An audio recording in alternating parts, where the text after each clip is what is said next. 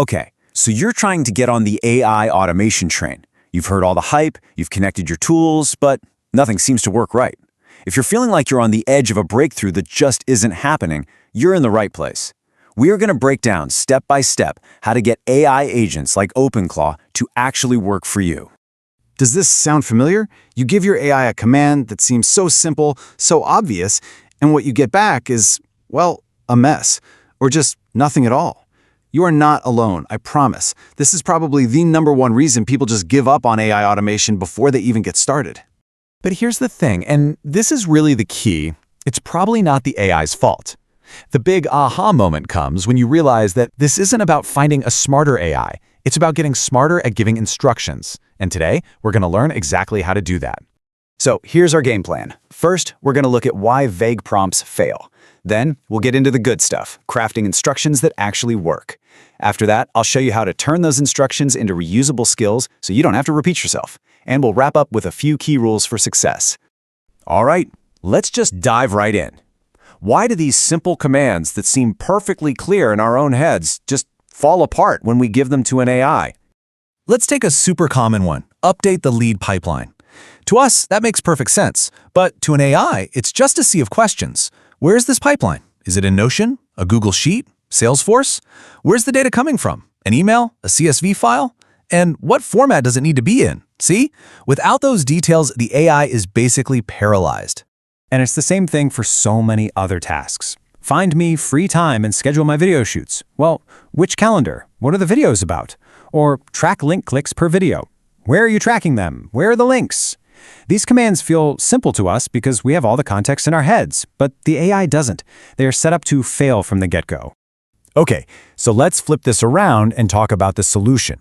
This is where you go from being frustrated to being in complete control. And the secret, as you might have guessed, is all about how you write those instructions. This is the single biggest mindset shift you need to make. Seriously, treat your AI like a brand new hire on their very first day. You wouldn't just mumble, update the pipeline, and walk off, right? No. You'd sit them down, you'd show them exactly which Notion page to open, which email to read, and exactly which columns to fill in. We have to do the exact same thing for our AI. Now look at this. Compare this to our old failed prompt. It's night and day, right? This one works because it's incredibly specific. It's not just the what, it's the where, the from where, and the how. Let's just break that down really quick. Step 1, go to a very specific place, the leads and pipeline page in Notion. Step 2, read from a very specific source, the emails you sent it. And step 3, perform a very specific action, fill out the table. There's no guesswork here. Specificity, folks, is everything. And you know, this works even for way more complex tasks. I mean, look at this one. We're asking it to pull data from 2 different places, one of them being an API. It looks technical, but the logic is exactly the same, a clear, step-by-step recipe for success. And if we break it down, you can see just how simple the logic is. Go here first. Then call this data source, YouTube. Next, call that other data source, dub.co. And only when you have all the pieces, put them together in the final spot. You're basically the architect, and the AI is your builder. Okay, that's amazing. You've guided your AI step by step through a task, and it worked. That's a huge win. But you're not going to want to type out that whole long prompt every single time, right? Of course not. So let's make sure you never have to again. This is where we go from just running tasks to building true automation. So, right after the AI nails the task, you hit it with this command. It's so simple, but so powerful. You're basically saying, hey, you know that thing you just did perfectly? Remember it. Save it. In OpenClaw, they call this a skill, but you can just think of it as a saved procedure. This is how you literally teach your AI new tricks. And of course, you want to make sure it actually worked. So you can just ask it, show me the skills that you have. It'll then list out all the workflows it's learned.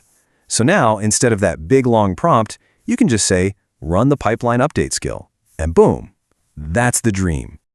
Now, as you start building out this library of skills, there are a few little rules, or let's call them best practices, to keep in mind.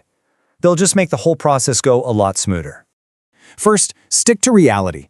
Automate the boring stuff you actually do every day, not some fantasy workflow you think you should have. Second, keep it simple. Only connect the apps you really truly use. Adding a bunch of extra tools just creates noise and potential confusion for the AI. And last, and this is a big one, don't get discouraged. Your first try might not be perfect. That's totally fine. Just think of it like training. Tweak the instructions, refine them, and try again. And honestly, getting good at that refinement process is everything. Because the payoff here isn't just a little bit of saved time. It's a fundamental shift in how you work. And this is especially true for small business owners and solo entrepreneurs. I mean, just think about it. The before is hours every week, maybe every day, of mind-numbing copy-pasting, moving data from here to there. It's a total energy drain. The after is you spending a little bit of time up front to write one really good, detailed prompt. You save it as a skill, and from that day forward, a task that used to take you an hour is now launched in 5 seconds. And that's really the end goal here. When you do this right, your AI stops being this clunky, frustrating tool and starts becoming your best employee.